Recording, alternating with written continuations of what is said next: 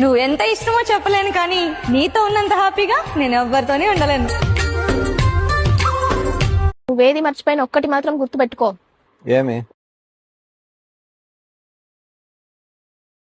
బ్రతికి ఉన్నంత కాలం ఎవరి మీద ఆధారపడకుండా ఉన్నంతలో ప్రశాంతంగా బ్రతికే జీవితం ఇవ్వు చాలు శివయ్య. బ్రతికి ఉన్నంత కాలం ఎవరి మీద ఆధారపడకుండా. ఏమైంది అలా ఉన్నావు? అందరూ తిన్నావా? గోపాల్